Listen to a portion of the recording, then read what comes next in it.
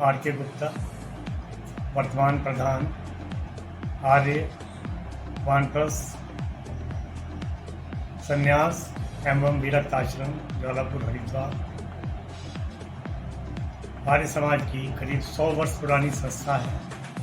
इसके संस्थापक हमारे महात्मा नारायण स्वामी, जिनकी ये तपस्थली रही है, जिसकी छाया में हम आज सब यहाँ पर करीब 400 साधक साधिकाएँ रह रहे हैं, जो स्वाध्याय करते हैं, सेवा करते हैं, संध्या करते हैं और जो भी दैनिक कार्यक्रम यहाँ पे होते हैं उन सब में भाग लेते हैं। यह एक ऐसा आश्रम है जिसमें रहते वृद्ध हैं, लेकिन ये वृद्धाश्रम नहीं कहलाता है, क्योंकि वृद्धाश्रम में तो जनरली ये होता है कि जो भी वृद्ध हैं उनको उनके बच्चे या उनके परिवार वाले छोड़ जाते हैं, लीजिए आप वृद्धाश्रम में रहिए। ये वृद्धाश्रम नहीं, बल्कि यहाँ पर स्वतः आते हैं। यहाँ की जो साधना और स्वाध्याय का स्थान है, उसकी वजह से आते हैं, ताकि उन्हें यहाँ पर ईश्वर से जुड़ने का, ईश्वर की उपासना करने का, संध्या करने का ये सब अवसर मिले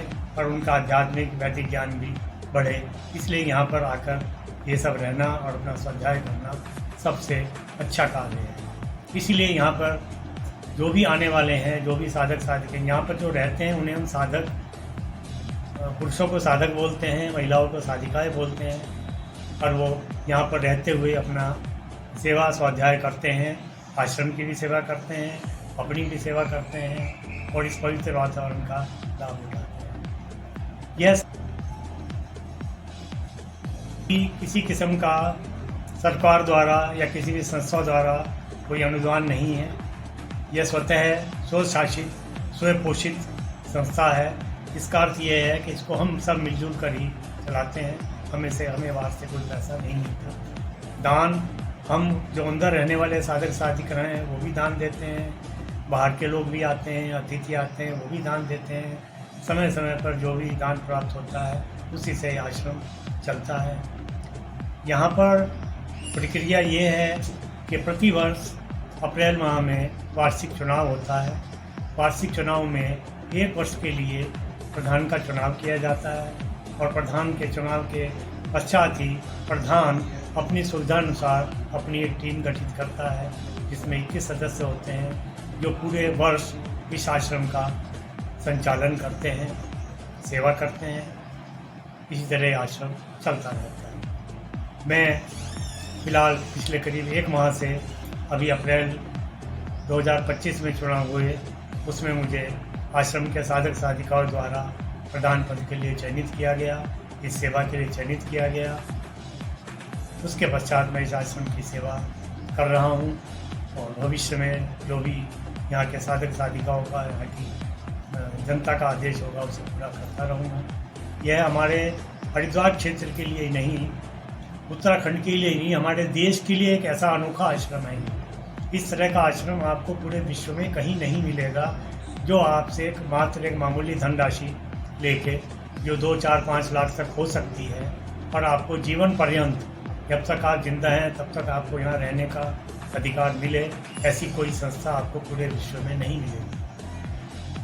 यही रहेगा कि यह संस्था इसी तरह चलती रहे और जनमानस की भी सेवा करती रहे और हम भी इसकी सेवा करते रहें। धन्यवाद। अंतर कोई महसूस नहीं करता। मैं करीब पिछले 7 वर्ष से इस आश्रम में हूँ।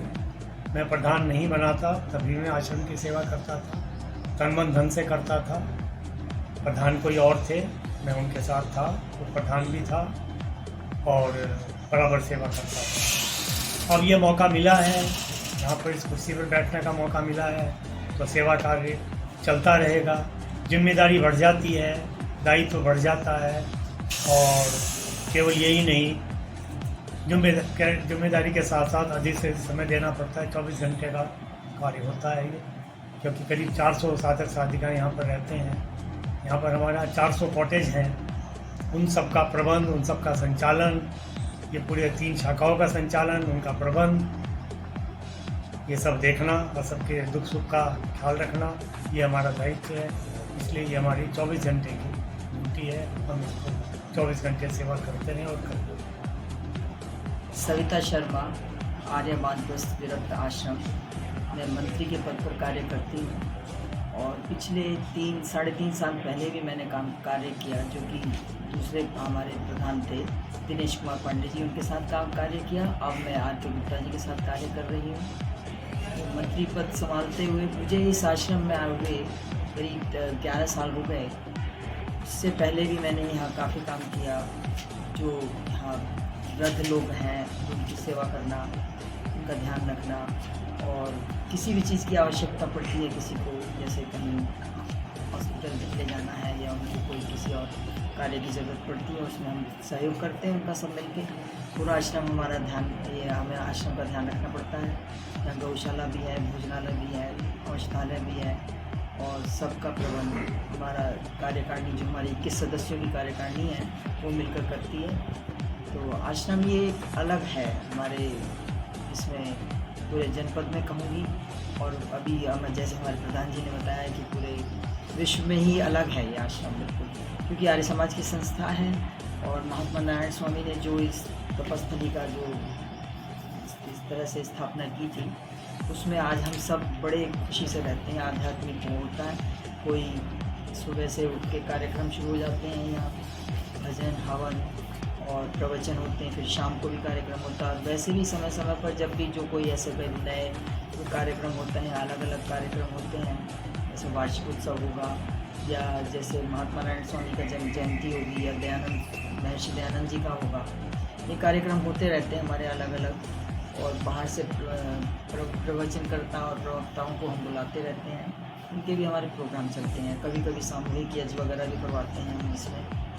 तो इसी तरह की क्रियाएं चलती हैं सारी। सभी यहाँ रिटायर्ड होने के बाद और अपने गृहस्थ आश्रम से और सारी जिम्मेदारियों से मुक्त होकर यहाँ लोग आते हैं और वो आजीवन अपना यहाँ निकालते हैं।